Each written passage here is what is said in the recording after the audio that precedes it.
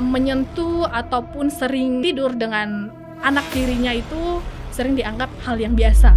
Dan paling parahnya Mas nih, hal tersebut bukan terjadi sekali dua kali, namun bertahun-tahun. Salam pergerakan, rekan-rekan aktivis dimanapun kalian berada. Jumpa lagi dengan kami dalam podcast Gerak Aktivis Mahasiswa yang diselenggarakan oleh Energi Juang News. Pada hari ini kami kedatangan tamu istimewa nih rekan-rekan aktivis. Jadi dia berlatar belakangkan organisasi kemahasiswaan dan kini sudah bertransformasi menjadi aktivis perempuan yang aktif dalam advokasi perempuan dan anak. Langsung saja saya perkenalkan Sri Agustina Nadeak, Ketua Umum Puspadaya. Puspadaya itu akronim dari apa, Sri? Puspadaya itu Pusat Layanan Perlindungan Anak Perempuan, Disabilitas, dan Pemberdayaan. Oke, jadi memang ranah advokasinya bukan hanya perempuan ya dan anak Betul. ya, tapi juga ada Teman-teman. beberapa kategori sosial lain gitu ya. Oke, nah Sri, kamu sebelum menjadi ketua umum dari organisasi ini dulu pernah aktif di organisasi kemahasiswaan juga? Ya betul Bang, dulu tuh sewaktu mahasiswa Ya. S1 tuh daripada jadi mahasiswa yang kuliah pulang, Kupu-kupu, Kupu-kupu, kuliah pulang. Oke, ya. kuliah pulang. Nah. Jadi juga saya kan merantau ya, Siap. merantau dari Sumatera Utara ke Jakarta. Jadi temen tuh harus mencari. Ya. Jadi melihat organisasi yang ada di kampus saat itu yang paling cocok dengan mungkin kepribadian lah ya. Tapi karena teman juga nih Iya. kita ikut yuk gabung dengan teman-teman gitu. Saya memilih untuk gabung di HMI waktu itu. HMI, Himpunan Mahasiswa Islam. Betul. Ya. Berarti sudah termasuk dalam apa tuh korpsnya kalangan perempuan HMI, kader perempuannya HMI. Kohati ya. Kohati, sudah masuk Kohati berarti ya? Sebenarnya di sana itu sih cukup pendek ya ininya. Saya berproses di sana, hanya mengikuti basic training dan Oke. juga intermediate training, hanya 2 tingkatan. Dan Mm-mm. juga saat itu hanya dari komisariat sampai ke cabang di Jakarta Pusat Utara. Oke, nah sebelum cerita sampai tahapan-tahapan yang agak jauh nih, mungkin dijelaskan dulu kenapa pilihannya ke HMI, monggo. Satu sih disuruh sama senior ya, yang juga dosen ya. Oke, perintah kakanda mungkin. Oke. Ya, dulu itu cukup vokal ya di kelas ya. Oke. Jadi mungkin dosen ini melihat kayaknya dia butuh ruang lebih deh gitu. Jadi kamu ikut ke sini aja deh, ikut acaranya ya main-main ya atau rekreasi ke Bogor 2-3 hari gitu. Ternyata kita di basic gitu. Ternyata di sana itu belajar. Mau pulang dari Bogor ke Jakarta kan jauh ya. Betul. Pun di sana itu villa yang akses transportasinya itu nggak umum Iya, gitu. iya. Mau pulang dan menyerah juga, ya udahlah ikutin sampai selesai. Betul. Ya, emang itu strategi standar sih ya. Ada jebakan seperti itu dalam tanda kutip loh teman-teman ya. Kata-kata organisasi mahasiswa kayak seperti itu tuh dalam rekrutmennya. Oke. Akhirnya setelah pas ikut beberapa follow up ikut, ternyata menarik juga ya membahas tentang isu-isu sosial gitu. Kebetulan dengan background pendidikan hukum, kayaknya masuk nih isu-isu apa yang dipelajari di kelas, diterapkan di luar cocok gitu. Oke. Nyaman deh. Oke, nah itu tahapan kaderisasi yang sudah kamu lalui di HMI itu apa saja? Hanya basic training dan intermediate di training sih, hanya 2 tingkatan. Gitu. Nggak sampai selesai yang paripurna. Oke. Karena saya pikir waktu itu sepertinya gerakan ini harus lebih luas deh gitu. Harus lebih luas, jadi biar teman-teman yang di organisasi ini saya dari luar saja gitu. Dan waktu itu saya sempat buat organisasi juga yang berwarna pink, namanya Girl Squad Community. Di kampusmu itu? Itu di luar dari situ. Oke. Di sana itu bukan lagi mahasiswa, tetapi mereka perempuan-perempuan yang memang secara ekonomi sudah berdaya, dan di sana kita lebih banyak berbuat untuk luar ya gitu. Oke, jadi kamu sudah punya concern ya pada isu-isu kewanitaan atau kepempuanan. Iya betul. Mungkin bisa dikatakan sejak kamu mendirikan Squad Pink itu tadi mungkin. Iya, Girl Squad. Tapi sudah selesai, periodenya sudah selesai. Ketuanya sudah berganti gitu. Oke, itu semasa kamu kuliah mendirikan itu kan? Iya, betul. Oke, jadi memang kenapa kemudian kamu punya concern pada isu perempuan? Sebagai perempuan ya, saya berpikir Pastinya, ya.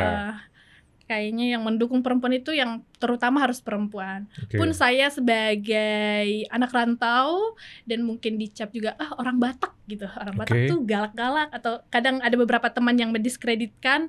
Saya pikir kayaknya perlu gerakan-gerakan yang mengadvokasi dan menunjukkan ke orang-orang kalau perempuan dari daerah itu bukan seperti itu. Perempuan dari daerah itu mampu mengadvokasi, bahkan bukan hanya diadvokasi gitu. Saya itu pengen jadi pelopornya gitu. Oke. Tapi memang ada nggak sih momen nih atau mungkin peristiwa yang spesifik yang membuat kamu kemudian menaruh perhatian besar pada isu perempuan seperti itu? Banyak sih di lingkungan tuh banyak kasus-kasus terkait kekerasan dalam rumah tangga dan juga kekerasan seksual. Itu yang membuat saya ketika ada teman yang mengalami demikian dan bercerita kepada saya, dan waktu itu belum seperti sekarang ini saya tidak bisa berbuat apa-apa, hanya jadi pendengar gitu. Oke, itu yang membuat kamu akhirnya merasa bahwa ya gue harus terjun nih untuk gerakan advokasi yang lebih praktis begitu ya. Nah, bagaimana kemudian kisahnya nih bisa kamu kemudian join ke Puspadaya? Nah, saat itu juga aku tuh hobi untuk mengikuti misalnya seminar-seminar ataupun kelas-kelas yang 2-3 hari. Aku pernah ikut pendidikan misalnya di Akbar Tanjung Institute selama 1 minggu, ikut juga pendidikan di Lemhanas, dan juga seminar-seminar yang dilakukan mungkin organisasi-organisasi ataupun LSM gitu. Terus muncul sepertinya ilmu ini nggak cukup deh hanya aku terima gitu. Sehingga bersama dengan teman-teman dengan background hukum kita membuat untuk aksi nyata sebuah lembaga yang namanya Puspadaya. Jadi di Puspadaya ini memang kita mendampingi dari awal hingga akhir daripada kasus, di mana di sana itu kita terjun langsung ke kepolisian. Bukan hanya mengadvokasi dan juga ke pengadilan mendampinginya. Dan setelah itu juga di sana kita mendorong pemberdayaan, di mana perempuan-perempuan yang berhadapan dengan hukum, teman-teman disabilitas, dan anak-anak yang berhadapan dengan hukum itu harus bisa kembali ke masyarakat. Dan mereka mempunyai harapan-harapan dan mimpi-mimpi, bahkan cita-cita. Karena banyak yang berhadapan dengan hukum ketika ditanya habis ini mau apa, mereka itu menganggap dunianya gelap. Cita-citanya apa? Ya sekedar untuk bisa hidup atau menikmati hari esok aja cukup gitu. Padahal kehidupannya masih panjang ya. Betul. Nah, tadi kamu bilang kamu Puspadaya ya, kamu dan Puspadaya kemudian memang mengadvokasi isu-isu keperempuanan hingga ke kepolisian seperti itu. Berarti yang ditangani ini kebanyakan kasus-kasus kekerasan ya. Saat ini saya menangani 17 perkara itu semuanya kekerasan. 2 diantaranya itu kekerasan dalam rumah tangga dan 15 diantaranya itu kasus kekerasan seksual terhadap anak perempuan. Jadi kekerasan ini kan macam-macam juga betul. spesifikasinya ya. Jadi ada kekerasan dalam rumah tangga itu mungkin fisik ya atau verbal mungkin yang ditangani. Yang sekarang itu bukan lagi cuman verbal ya, tapi sudah ada yang kekerasan fisik dan juga ada pemerkosaan. Kekerasan dalam rumah tangga tapi ada pemerkosaan seperti itu. Betul. Memprihatinkan sekali. Nah, lalu ada lagi kekerasan seksual yang tadi kamu bilang begitu ya. Nah, jadi kita ini udah semakin mengerucut nih diskusi kita, Sri. Kekerasan terhadap perempuan dan anak ya, ini kan menjadi suatu isu yang bukan hanya menasional tapi mengglobal gitu ya.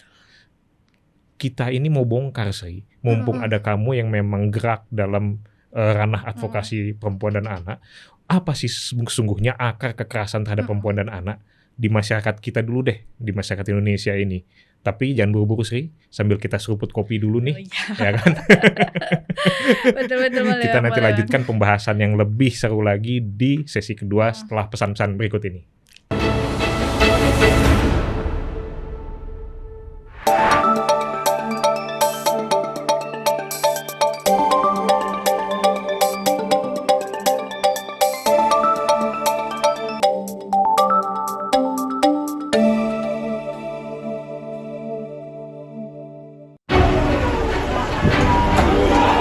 Gerakan mahasiswa memiliki peranan penting dalam setiap fase sejarah Republik Indonesia.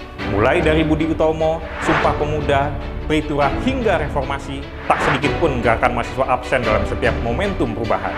Apakah gerakan mahasiswa saat ini masih memiliki militansi yang sama? Ataukah mahasiswa menjadi golongan yang sekedar menjalani masa studi? Simak ulasannya dalam Gerak Aktivis Mahasiswa.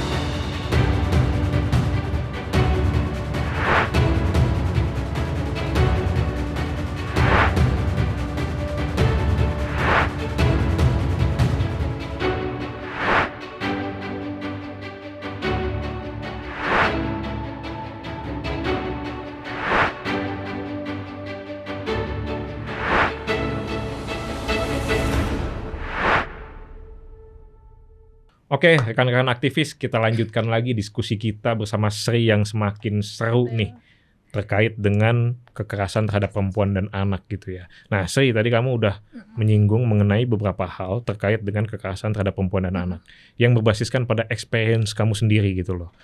Nah, berhubung kamu memang aktif ya dalam advokasi itu, jadi bukan hanya menggeluti teori-teori saja, kami dan juga rekan-rekan aktivis nih pengen banyak tahu ya. Sebetulnya, kenapa sih kemudian perempuan dan anak itu menjadi kategori sosial yang rentan, Betul. gitu kan? Dan apa akar persoalan dari kekerasan terhadap perempuan dan anak ini? Seperti itu. Silahkan sih. Nah, kalau kita lihat ya ada 4 ya, siapa saja yang termasuk menjadi kelompok rentan. Ada perempuan, anak, penyandang disabilitas, dan juga senior-senior yang sudah berumur ya, lansia. Nah, kenapa kemudian perempuan dan anak termasuk diantaranya? Jika kita lihat dalam kehidupan sehari-hari, sering kali bahwa perempuan dan anak memang memiliki sisi lemah. Dianggap sisi lemah. Kenapa? Perempuan dalam rumah tangga dianggap sebagai istri, bukan pencari nafkah, sehingga kekuatan ataupun kebijakan dalam rumah tangga itu diputuskan oleh suami. Dan juga kenapa anak termasuk, karena anak itu dianggap sebagai darah daging orang tua dan dia itu menjadi kuasa penuh daripada orang tua. Jadi ketika anak belum bisa menentukan pilihannya sendiri, padahal anak sendiri mempunyai hak ya untuk berbicara. Betul. Hak untuk mengeluarkan pendapat ke orang tua gitu. Nah, namun dalam faktanya, dalam kehidupan sehari-hari, orang tua yang mengambil keputusan apa yang akan dilakukan anak, apa yang akan dimakan oleh anak misalnya, dan sebagainya. Dan faktor itu menyebabkan perempuan dan anak termasuk dalam kelompok rentan. Oke, jadi kayak ada mindset dalam masyarakat kita mungkin ya bahwa perempuan dan anak itu adalah properti dari pihak lain yang lebih superior. Mungkin bisa saya simpulkan seperti itu? Betul. Kenapa kemudian ada mindset begitu? Nah nih, mau dibongkar sampai ke akar-akarnya nih gue nih. Ini udah menjadi konstruksi sosial ya. Culture mungkin. Iya, betul. Lalu kita ketahui Indonesia itu nggak bisa dilepaskan dan sangat erat ya dengan budaya. Tiap-tiap daerah itu sangat berbeda, tapi kesamaannya bahwa laki-laki itu menjadi tokoh utama gitu. Ibaratnya ya superior seperti itu. Jadi ini yang pernah saya dengar, tipe masyarakat seperti ini masyarakat patriarki seperti itu. Betul. Memang di Indonesia masih saya katakan patriarki. Jadi bagaimana itu ya, Sri? Ini kan persoalan culture. Dan ini mendarah daging bisa dibilang dalam masyarakat. Nah, ketika culture kemudian menjadi akarnya, nah segala hal yang memang membuat perempuan dan anak dalam posisi yang rentan itu kan pasti akan terus terjadi nih selama culture ini tidak bergeser gitu. Betul. Pada akhirnya kemudian bagaimana sih yang harus dilakukan gitu untuk mungkin nggak menghilangkan tapi meminimalisir ya kekerasan terhadap perempuan dan anak. Harapan kita sih untuk diminimalisir ya, karena kita lihat data yang sangat tinggi itu masih sangat jauh ya perjuangan kita untuk menghapuskan nih yang namanya budaya patriarki. Menurut saya sih budaya patriarki yang terdahulu itu tidak bisa kita rubah lagi. Tapi sebagai generasi yang ada sekarang itu cukup kita stop itu untuk mereka orang tua kita. Tapi untuk kita generasi yang sekarang dan kedepannya itu kita tidak boleh menurunkan itu ke keturunan kita berikutnya gitu. Bahwa sebenarnya laki-laki dan perempuan berdasarkan perannya masing-masing itu akan sama. Walaupun porsinya tidak sama-sama 50-50 misalnya. Namun dengan saling melengkapi, dari 70 dan 30 itu akan lebih baik dan lebih sempurna kelihatannya, tanpa ada yang merasa tertindas ataupun merasa lebih kuat begitu. Nah, jadi penindasan atau ketertindasan itu muncul ketika ada porsi yang mewujud dalam persentase mungkin 100-0 mungkin gitu ya. Betul. Dan ini banyak juga diturunkan kepada anak ketika melihat bagaimana di dalam rumah seorang ayah kepada ibunya yang mungkin suaranya lebih kencang ya ketika menyuruh ataupun ingin berdiskusi tentang apa, dan ibunya hanya iya, dan ketika memang anaknya laki-laki akan mengikuti menjadi patriarki seperti itu, dan juga anak perempuan yang melihat itu, oh ternyata perempuan lebih baik diam saja ya gitu, saya ini akan menjadi seperti mama saya gitu. Oke, nah pernah nggak sih Sri, ketika kemudian kamu mengadvokasi kasus-kasus tertentu, dan kita tahu tadi ya bahwa memang adanya case-case semacam ini berlatar belakangkan atau berakar dari culture tadi, pernah nggak kemudian ada suara-suara di mana ya lu nggak perlu loh ikut campur dalam urusan rumah tangga kita nih, lu nggak perlu dong ganggu properti gua nih gitu, dalam hal ini mungkin perempuan dan anak gua nih, istri dan anak gua gitu kan, pernah nggak ada suara-suara kayak gitu? Betul Mas. Pada saat ini kita juga menangani kasus yang ada di NTT, di sana itu termasuk kekerasan seksual ya, di mana dalam rumah tangga itu ada ayah, ibu, kakak, dan anak. Dan anak yang kedua ini dilakukan kekerasan seksual oleh pihak luar. Dan pada saat ini yang keberatan atas perlakuan terhadap adiknya ini hanya kakaknya, sedangkan ayah sama ibunya mengatakan supaya ini diselesaikan saja, ditarik saja laporannya gitu.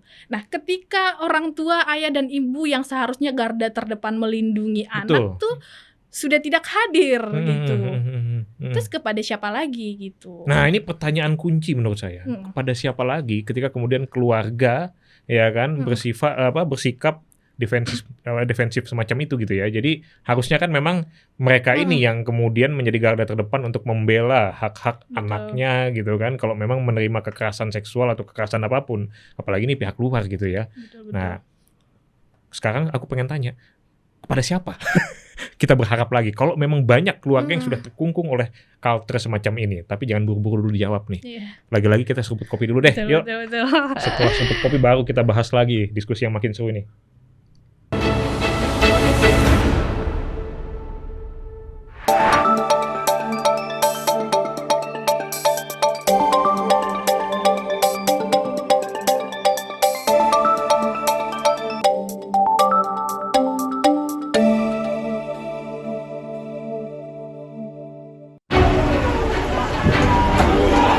Gerakan mahasiswa memiliki peranan penting dalam setiap fase sejarah Republik Indonesia. Mulai dari Budi Utomo, Sumpah Pemuda, Peritura hingga Reformasi, tak sedikit pun gerakan mahasiswa absen dalam setiap momentum perubahan. Apakah gerakan mahasiswa saat ini masih memiliki militansi yang sama? Ataukah mahasiswa menjadi golongan yang sekedar menjalani masa studi? Simak ulasannya dalam Gerak Aktivis Mahasiswa.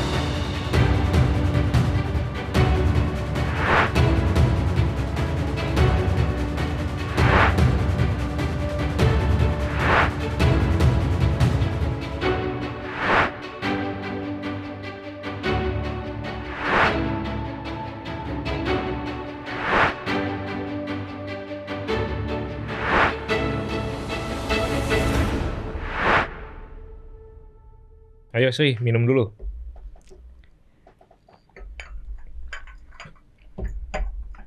Oke. Tadi itu aku udah bilang bahwa kita mau menggali lebih jauh nih mengenai seharusnya peranan apa yang dilakukan oleh negara untuk meminimalisir kekerasan terhadap perempuan dan anak. Karena ini basicnya culture rupanya, gitu ya. Nah, sejauh mana sih negara bisa mengintervensi hal-hal yang mungkin dianggap ini adalah ranah privat? Monggo Sri. Nah, sebenarnya kita harus melihat bahwa negara ataupun siapapun hadir itu bukan setelah kejadian ataupun setelah kekerasan itu ada. Artinya harus ada langkah-langkah preventif. Jadi sebenarnya edukasi kepada masyarakat itu sangat penting. Edukasi kepada orang tua, bahkan ke anak itu sangat penting. Ini kita bisa mulai dari mana?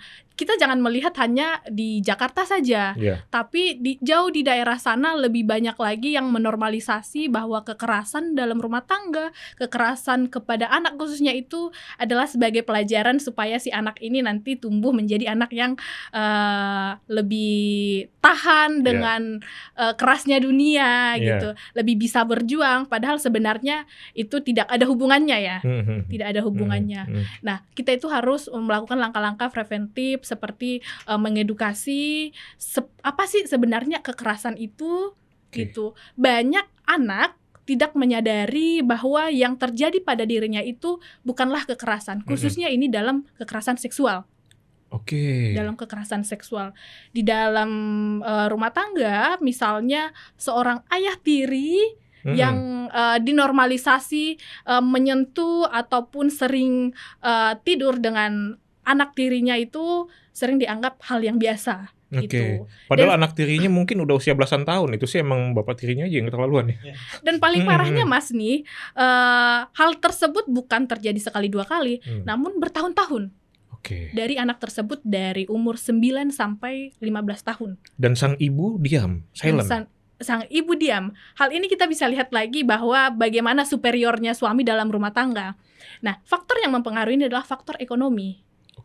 Nah, ketika perempuan tidak memiliki keberdayaan dalam ekonomi, dia itu akan takut kehilangan sumber dari mana nih dia bertahan. Sumber nafkahnya. Nah, jadi ketika memang kalau misalnya dilaporkan dan dia akan pisah dengan suaminya ini, nafkah sudah tidak ada lagi, sedangkan untuk skill daripada si perempuan itu tidak tahu akan seperti apa, akan kerja apa. Nah, itu tuh menjadi akar permasalahan sebenarnya, sehingga hal ini bertahun-tahun terjadi. Sedangkan si anak juga tidak tahu akan melapor kemana. Ini jadi complicated ya Sri ya. Banget.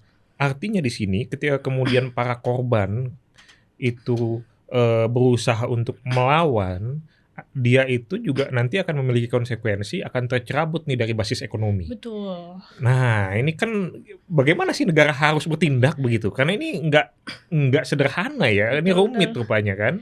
Nah, makanya kan ada dengan hadirnya Kementerian Pemberdayaan Perempuan, sebenarnya bukan hanya untuk melindungi kasus-kasus seperti ini, tapi memberikan akses dan ruang kepada perempuan itu supaya memiliki seperti soft skill, hard skill. Jadi ibu-ibu yang memang mereka tadinya hanya di rumah saja memiliki kemampuan yang menghasilkan uang gitu.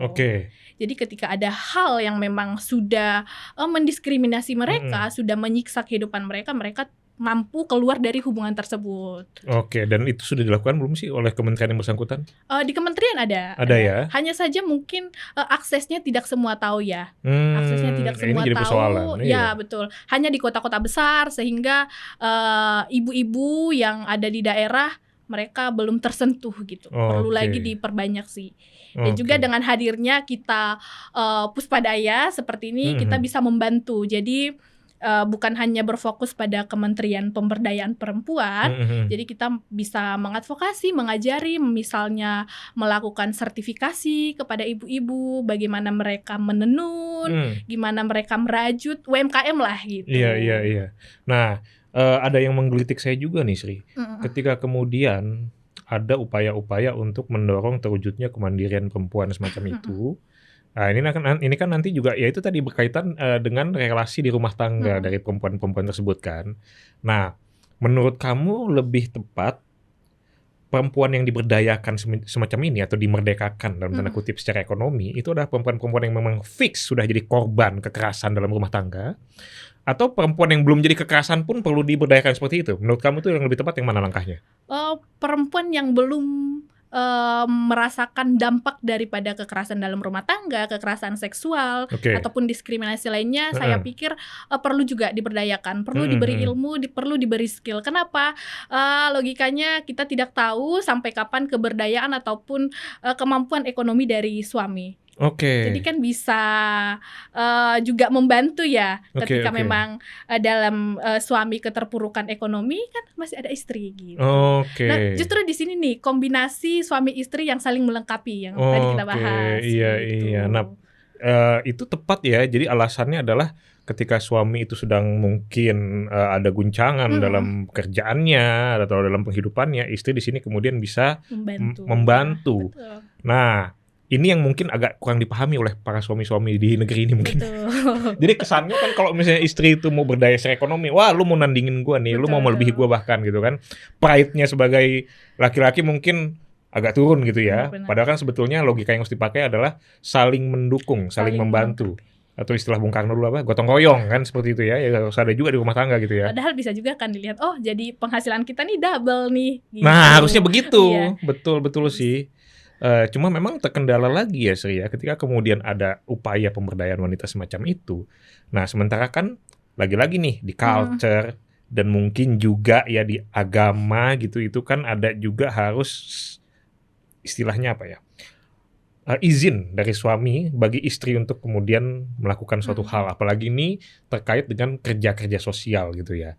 Nah, jadi problem juga ya ketika kemudian ada suami-suami yang mungkin resisten gitu terhadap pemberdayaan semacam ini gitu. Banyak nggak sih kasus seperti itu? Iya banyak. Kan? Tapi kita juga nggak bisa berkaca ya.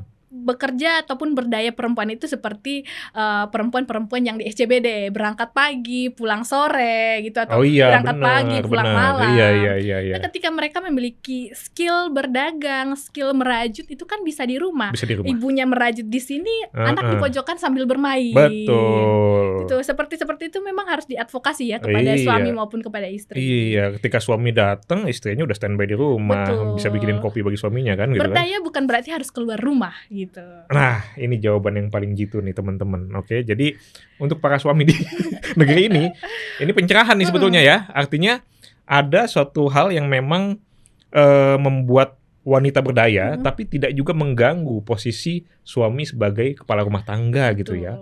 Artinya kan ini ada suatu compromise gitu terhadap culture yang ada gitu, tanpa harus ada penindasan atau mungkin peminggiran terhadap perempuan seperti itu ya.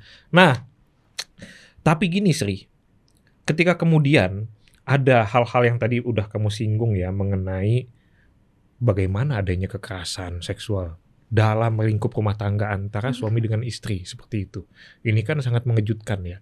Yang setahu halayak yang awam gitu, kekerasan semacam ini bisa terjadi di relasi-relasi yang memang belum terikat secara formal dalam pernikahan gitu kan, kekerasan seksual maksud saya gitu kan. Tapi ini bisa terjadi juga nih dalam rumah tangga gitu kan. Menurut kamu ini faktornya apa sih yang kemudian menyebabkan itu terjadi?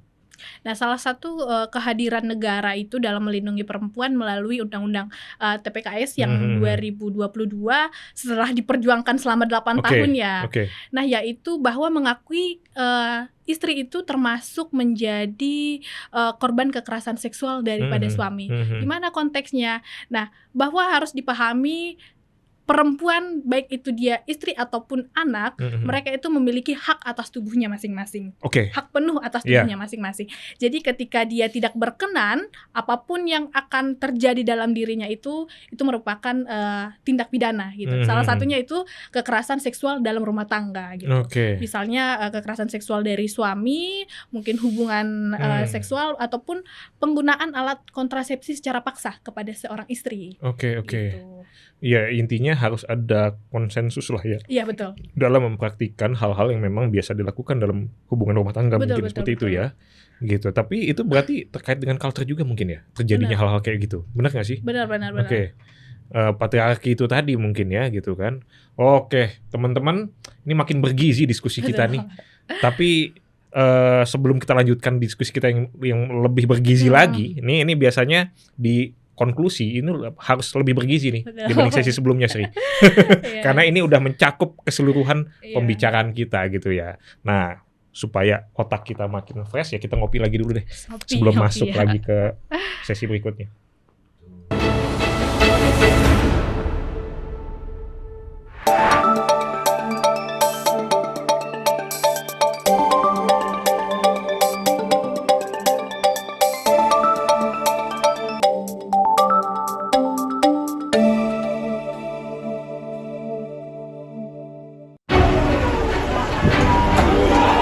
Gerakan mahasiswa memiliki peranan penting dalam setiap fase sejarah Republik Indonesia. Mulai dari Budi Utomo, Sumpah Pemuda, Peritura hingga Reformasi, tak sedikit pun gerakan mahasiswa absen dalam setiap momentum perubahan. Apakah gerakan mahasiswa saat ini masih memiliki militansi yang sama? Ataukah mahasiswa menjadi golongan yang sekedar menjalani masa studi? Simak ulasannya dalam Gerak Aktivis Mahasiswa.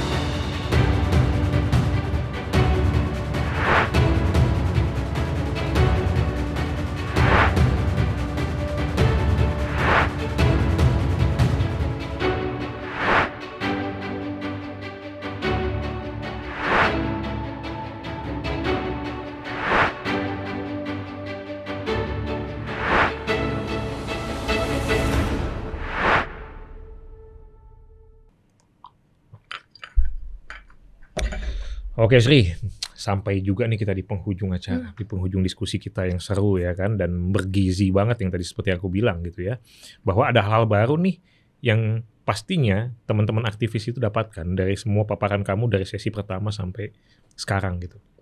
Nah, kita udah bahas tadi beragam hal terkait dengan kenapa sih ada kekerasan terhadap perempuan dan anak gitu ya.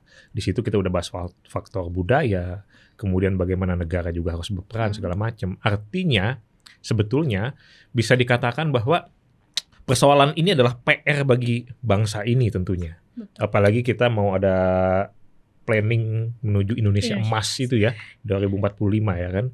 Bagaimana sih menurut kamu agar bangsa ini bisa mencapai targetnya itu dengan baik, sehingga kemudian nanti jangan sampai kekerasan terhadap perempuan dan anak ini bisa mengubah target Indonesia emas jadi Indonesia cemas gitu ya.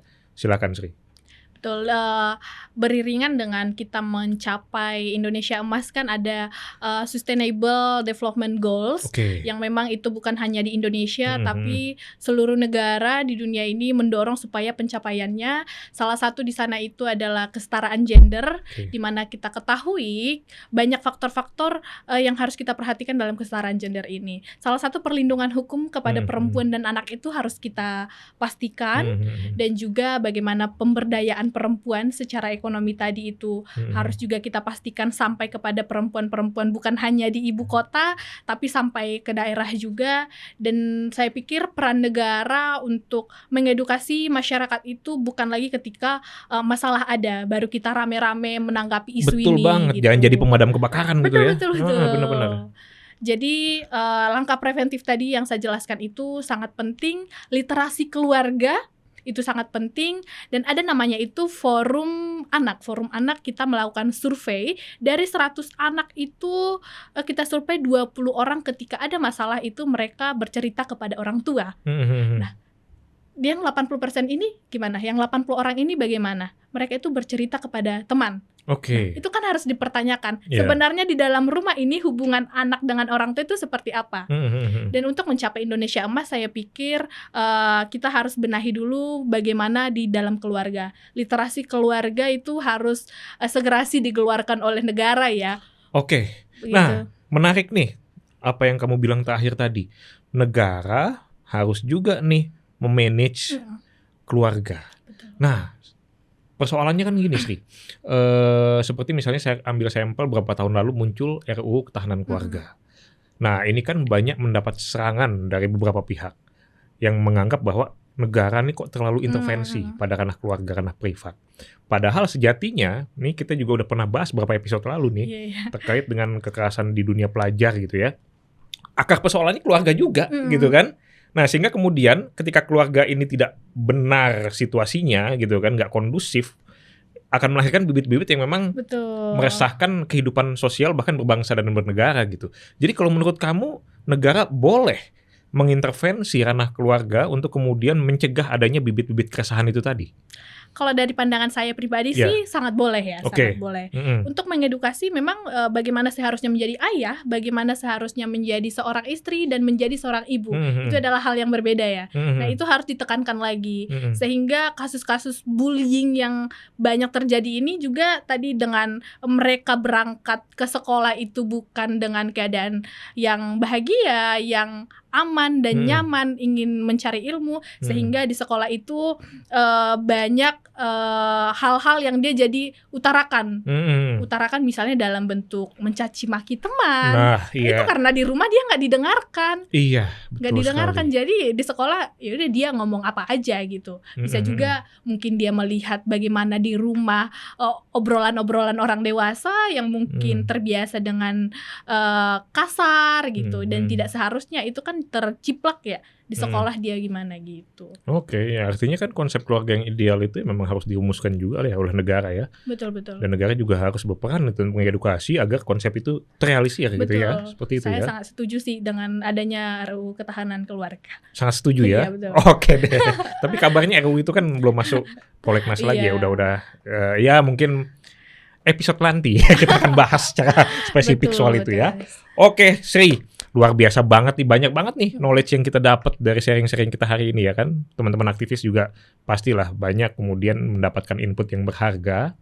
Jadi terima kasih sudah hadir di podcast kami dan menyampaikan berbagai pengetahuan yang mungkin sebelumnya kita tidak tahu seperti itu terkait dengan problem yang dialami oleh perempuan dan anak gitu ya. Terus berjuang sih untuk kaum perempuan dan anak, ya kan? Karena memang ya itu tadi permasalahan ini sangat complicated gitu ya. Sehingga butuh orang-orang seperti kamu yang memang concern dalam isu tersebut.